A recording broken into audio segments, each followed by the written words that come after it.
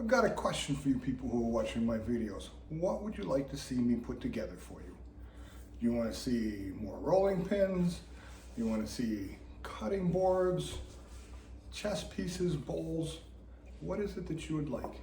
In the comments down below, send me a message. Tell me, I'd like to see you make a cutting board that has a propeller design into it. Or I'd like to see you make a rolling pin with a Celtic knot. Let me know. If it's a neat enough idea, probably just end up sending it to you. I was hunting around in a wood store and I found this cookie. It has a branched piece attached to it. It's got a couple big check marks in it that I have to fix. Got a divot that I'm gonna need there. And this side is not even. This side is much lower than that. I'm not quite sure what I'm gonna do with it. First, I'm going to start by cleaning up the edges, getting off the leftover bark, and then we'll go from there. The bark is cleaned up. I'm going to use my electric hand planer to bring this edge down a little closer to that edge.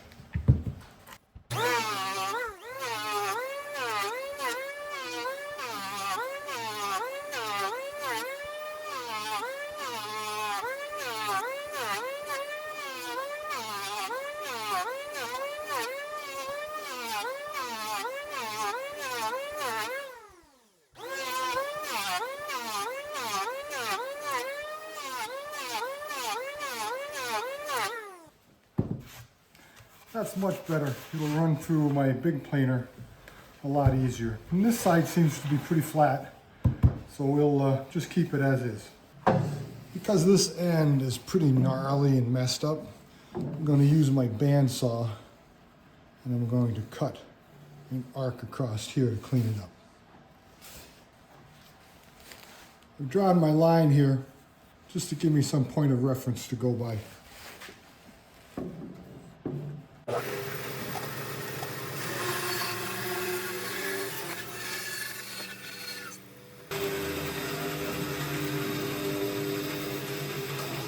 That'll make that edge a little more manageable.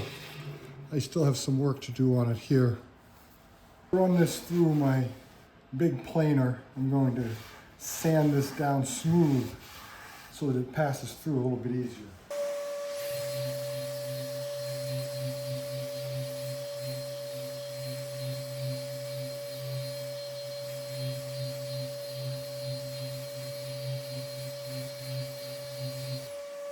That will allow it to pass over my planer bed without getting stuck. After sanding the other side smooth, I put this on my cast iron saw and found out that it did have quite a bit of a wobble into it. So I put a shim under this side, and now I'm just going to hot glue it down before I go through the planer.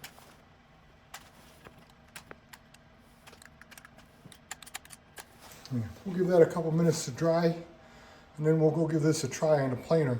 I've never run a cookie through my planer, so we'll see what happens. I've adjusted my planer head so that it's just above this surface. So we'll give this a try. I'm not sure whether this is a good idea or not.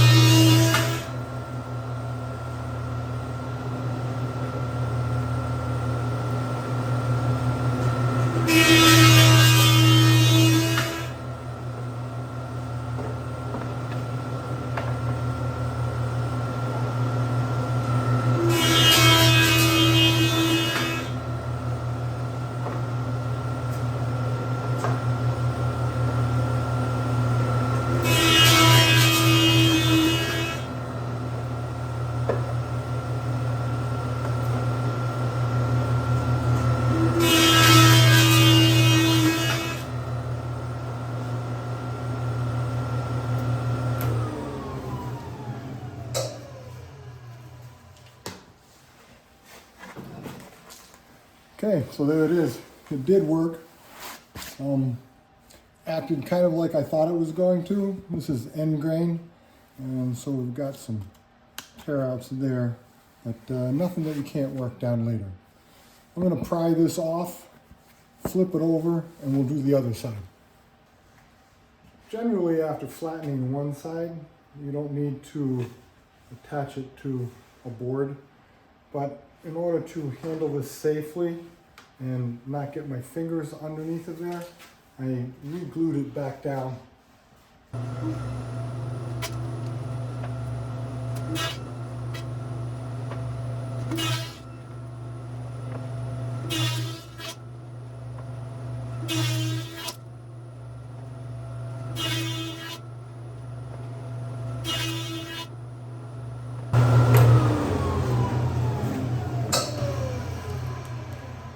There we go. That side looked pretty good. Did get a couple chips come off of that, just like you would on an end grain, but I think we'll be able to handle that. Our cleaned up piece of black walnut has about 12 inches worth of good surface area, and then another 6 inches for a handle. It's currently sitting at 1 5/8 of an inch, and about 12 inches in that way. I have this big divot here. I got to think about how I want to handle that. My next thought is to fill all of these cracks with epoxy and then move forward. But I really need to know what it is I want to do with it. So I think I'll pause here for a while and think about it. Here's our cookie. I cleaned out the cracks. We're now going to fill them with epoxy. I use the West 105 epoxy along with their 206 hardener. This is a slow hardener and allows the bubbles and whatnot to come out. I'm going to be using some black metallic pigment to mix with my epoxy and fill in all the gaps. A lot of these cracks went all the way through the cookie, so I've just used regular painter's tape and taped up all the cracks on the back side. Mixed up my epoxy. I don't know if you can see it in there or not, but there's a lot of bubbles rising. I'm going to let this sit for about 5 minutes, let those bubbles rise.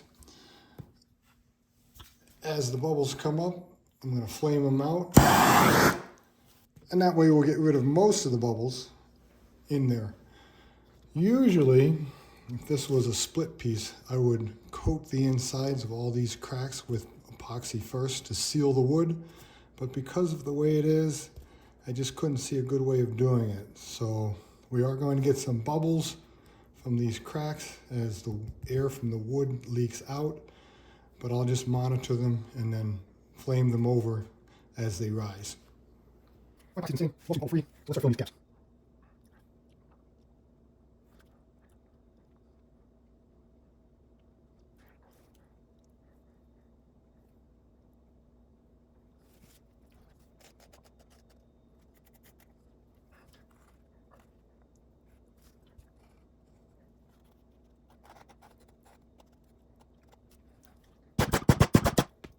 Off the excess epoxy, I got to carefully looking at the white sap line that goes around here. This is very soft. Generally, the sap line will be hard. I think that this was probably an old or a limb that had died, and this part all the way around is rotting. So what I'm going to do is go to my bandsaw, and then I'm going to cut right around the whole edge here, right where the dark and the light meet.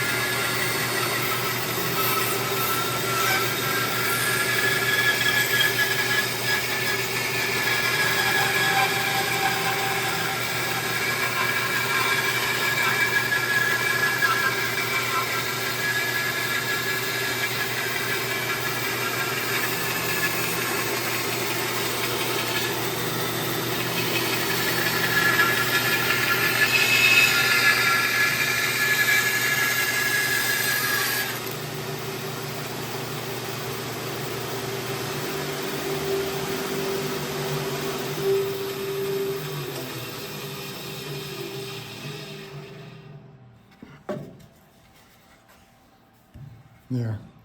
That edge looks a lot better, much more solid. What I think I'm going to do is make this a handle. I'll have to work on this a little more and then carve out or more or less route out a shallow bowl, kind of make it like a serving tray. Our cookie now, which we're going to turn into some type of a serving bowl, plate, I guess, for lack of a better word.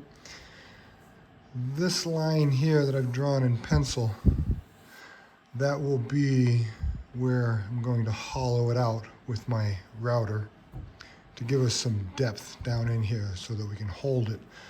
And we'll also use it to round the top edge. Back here, you can see some more lines that I drew. This handle, even for me, this was a big handle.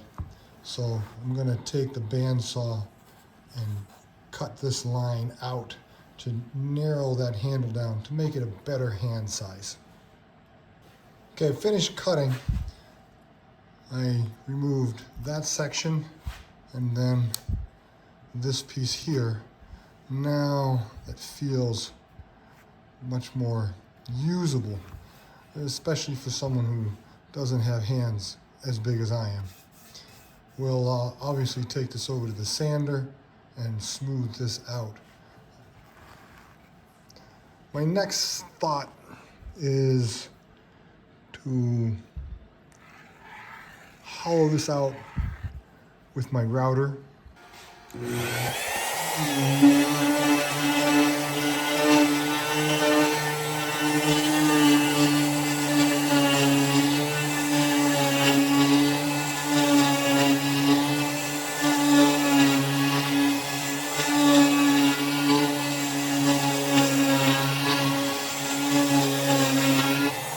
It's going to take many, many passes. I'm not going to go too deep. I don't want to cause too much tear out. So I'm going to finish routing this and then we'll show you what it looks like after I'm done. Well, that took quite a lot of time to route that out. As you can see, the bowl is now completely done. I'm going to sand the outside to get it smooth. There's still some bumps on the inside I have to work on. And then, of course, there's my handle, which already has a partial shape to it. So next is just a lot of belt sanding that needs to be done. Smooth out the bottom of the bowl. I'm going to use my soft bowl sanding. And this is 100 grit paper.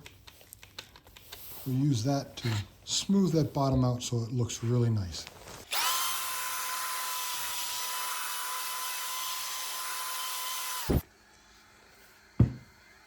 There it is, nice and smooth. I'll work it down probably to 240 grit, but for now, that'll be fine. Our bowl has an average of a 1/2 inch lip all the way around it. That's kind of blocky.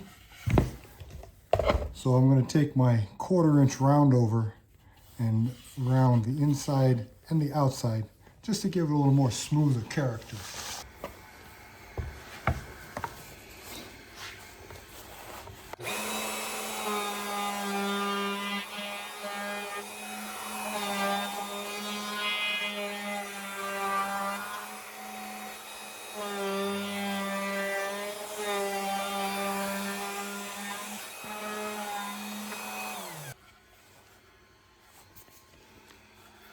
Well, there it is. I'm going to drop my bit a little further and recut these to see if I can't get this to look a little more rounded. Well, there it goes. That rounded it off a bit. I still need to do some sanding in a couple places, but at least it looks a little smoother.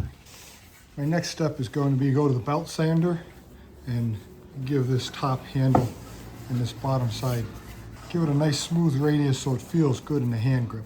For a cookie with a handle on it, we are down to our final sanding. The edges worked out nicely. Got some pretty cool grain in the bottom, especially with the black epoxy added to it.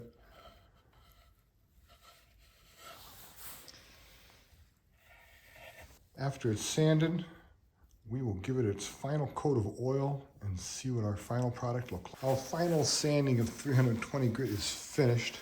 Let's give it a quick wipe down with some mineral spirits to pull off any of the dust from the sanding that I missed.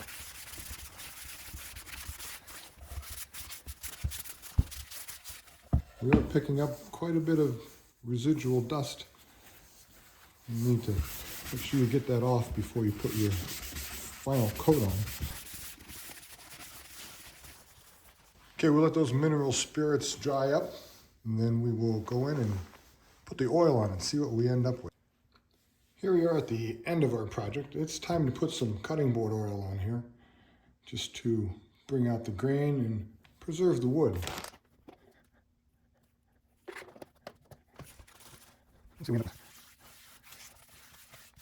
this is an grain piece, so it's going to soak the oil in a big fashion. We'll let that sit, see what happens to it. It's looking a little dark right now. There's not much we're going to do about that. Finished our cookie project, converting a black walnut end grain cookie into a reasonable serving dish.